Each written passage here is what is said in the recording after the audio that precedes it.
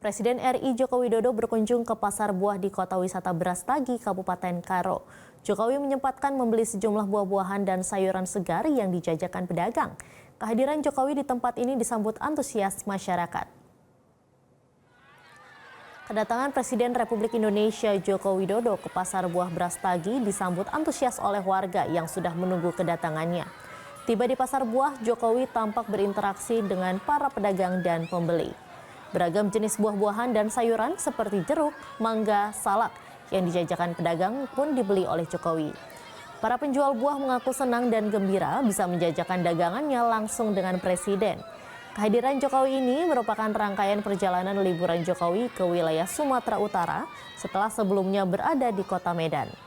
Presiden Jokowi berkunjung ke Sumatera Utara dalam agenda inkognito atau agenda keluarga dalam merayakan Idul Fitri 1445 Hijriah.